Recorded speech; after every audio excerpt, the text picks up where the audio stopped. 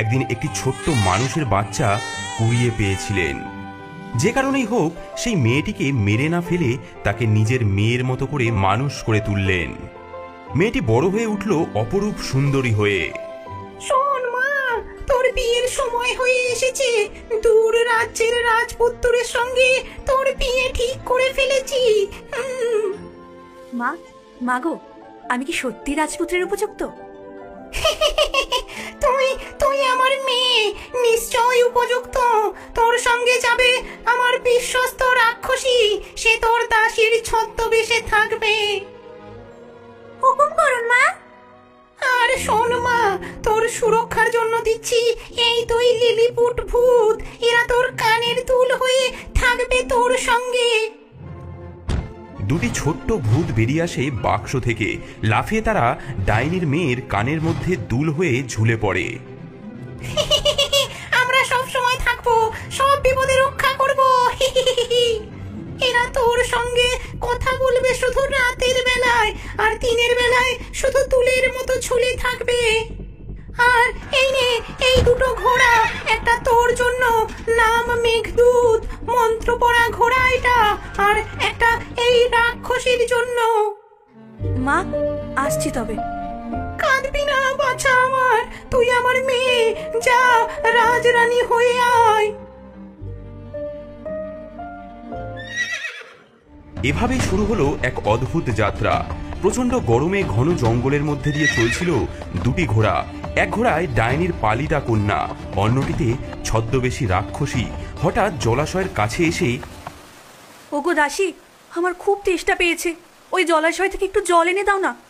তুমি কি আমার মনিব নাকি? হ্যাঁ, নিজে নেমে খাওগে যাও, আমি কারো দাসী নই। মেয়েটি অপমানিত বোধ করে ঘোড়া থেকে নেমে এসে ঝর্ণার কাছে গিয়ে জল খেতে থাকে। হায় ভগবান, কি হবে আমার?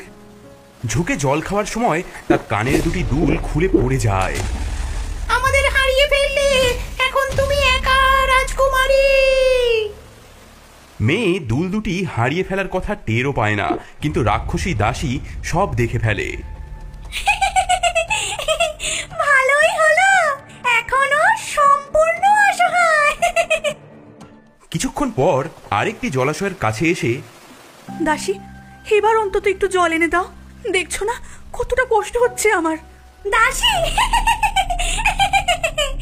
আজ তোকে দেখায় আমার আসল রূপ। দেখ আমার প্রকৃত রূপ। তোর ডাইনি মা আমাকে মন্ত্রের বাঁধনে বেঁধে রেখেছিল, আজ সেই বাঁধন ছিঁড়ে ফেলবো আমি।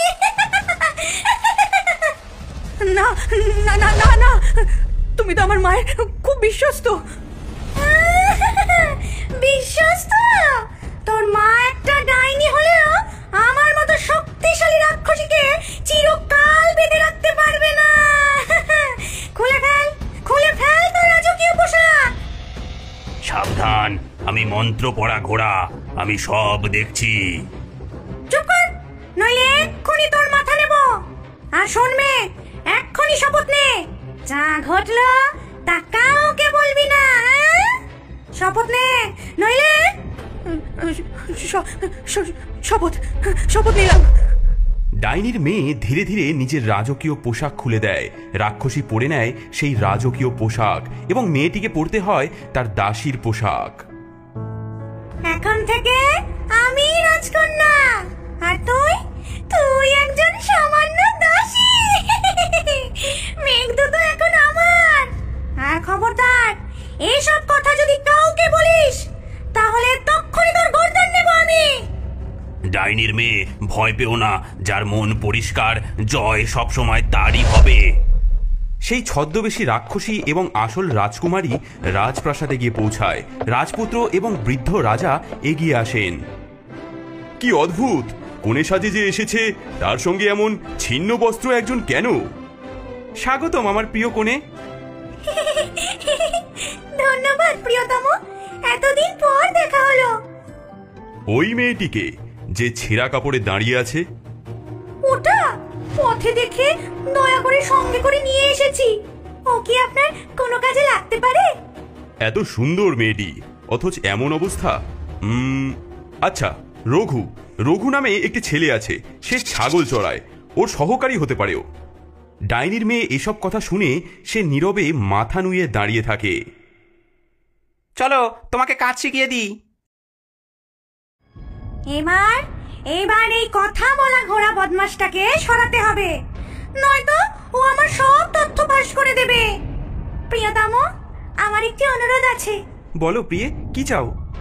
আমার ঘোড়া মেঘদূত, ওটা খুব দুষ্ট, আমাকে না কামড়াতে চায়। ওটার মাথা কেটে ফেলার নির্দেশ দাও। তোমার কথাই শিরোধার্য, তাই করা হবে। এভাবে শুরু হলো নতুন জীবন। রাক্ষসী বসলো রাজপ্রাসাদের রাজকন্যা সেজে, আর ডাইনির পালিতা মেয়ে ছাগল চড়াতে লাগলো। যা যা, হুশ হুশ, যা যা যা, হাট হাট, যা যা। এদিকে রাজপুত্রের আদেশে যখন কসাই মেঘদূতের গলা কাটতে যাচ্ছিল, তখন আসল রাজকন্যা কসাইখানার কাছেই লুকিয়েছিল। কসাই ঠাকুর, আমার একটা অনুরোধ আছে। কি চাও মা? এই মোহর নাও, আর মেঘদূতের মাথাটা ওই প্রাসাদের বড় তোরণে টাঙিয়ে দাও। আমি রোজ সেখান দিয়ে যাই, অন্তত মাথাটা তো দেখতে পাবো। ঠিক আছে মা, তোমার কথাই রাখবো। এভাবেই মেঘদূতের মাথা এসে পৌঁছালো রাজপ্রাসাদের তোরণে। প্রতিদিন ভোরবেলা ছাগলের পাল নিয়ে রাজকন্যাকে যেতে হতো সেই তোরণের মধ্যে দিয়ে। সেখানে ঝুলতো তার প্রিয় ঘোড়া মেঘদূতের মাথা। হাই মেঘদূত, তুমি এখনো ঝুলছো? হায় রাজকন্যা, তোমার মা জানতে পারলে নিশ্চয়ই অনেক কষ্ট পেতেন। প্রতিদিন এভাবে মেঘদূতের মাথার সামনে দিয়ে যাওয়ার সময় তাদের মধ্যে এই কথোপকথন হতো। রঘু শুনতে পেত, কিন্তু কিছুই বুঝতে পারত না। একদিন যখন দুজনে মাঠের মধ্যে ছাগল চড়াচ্ছে, তখন ওই দেখো, আবার চুল খুলেছে। আজ না ওর কালো চুল কেটে আমি নিয়ে যাব বাজারে। বাজারে এর অনেক ভালো দাম পাবো। হে হে। আরে কি সুন্দর চুল তোমার। তোমার এই সুন্দর চুল আমি কেটে নেব, বাজারে বিক্রি করে কিছু পয়সা পাবো। না, তুমি সরে যাও বলছি, আমি এখন চুল বাঁধবো। না না, আজ আমি তোমার চুল নেবই নেব। ওগো বাতাস, বায়ুর রাজা, তুমি উড়িয়ে নিয়ে যাও রঘুর টুপি, ছুটুক সে তার পেছনে, যতক্ষণ না আমার চুল আঁচড়ানো আর বাঁধা শেষ হয়।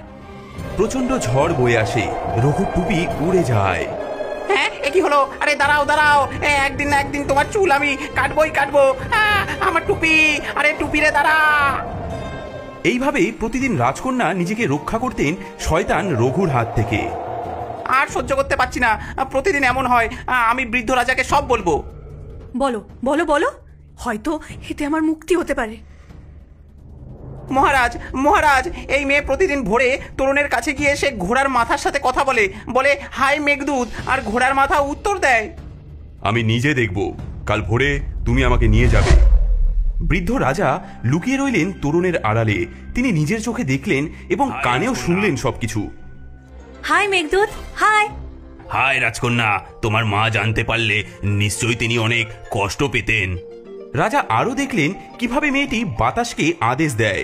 ওগো বাতাস, বায়ুর রাজা, তুমি উড়িয়ে নিয়ে যাও রঘুর টুপি, ছুটুক সে তার পেছনে, যতক্ষণ না আমার চুল আঁচড়ানো আর বাঁধা শেষ হয়। এ তো সাধারণ মেয়ে নয়, এর মধ্যে নিশ্চয়ই কোনো ব্যাপার আছে। কে তুমি? কেন এমন করো?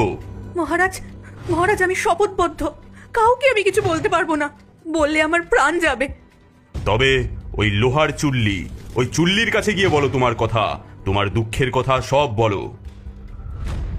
বৃদ্ধ রাজা লুকিয়ে রইলেন লোহার চুল্লির পেছনে।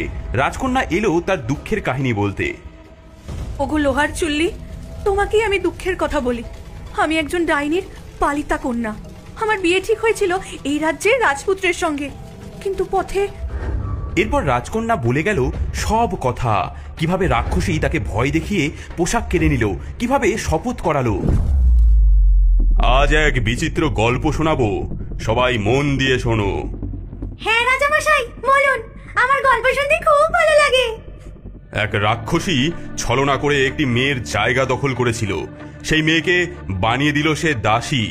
এখন বলো, সেই রাক্ষসীর কি শাস্তি হওয়া উচিত? তাকে পেরেক বসানো একটা পিপের মধ্যে ঢুকিয়ে ঘোড়ার পেছনে বেঁধে টেনে মারা উচিত।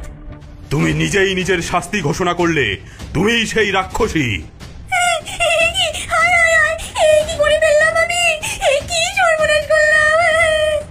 হ্যাঁ, এই যে ভয়ঙ্কর রাক্ষসী। এসো মা, তুমিই আসল রাজকন্যা। আমি মুক্ত, আমি আবার আমি হতে পেরেছি। তুমি তুমি আমার প্রকৃত প্রেম। সেদিনই রাক্ষসীর শাস্তি কার্যকর করা হলো। তাকে পেরেক বসানো পিপের মধ্যে পুরে দুটো ঘোড়ার পেছনে বেঁধে তাকে টেনে মেরে ফেলা হলো। আর রাজকন্যা ও রাজপুত্রের বিয়ে হলো ধুমধাম করে। মাগো, আজ তোমার মেয়ে আবার রাজকন্যা হয়েছে।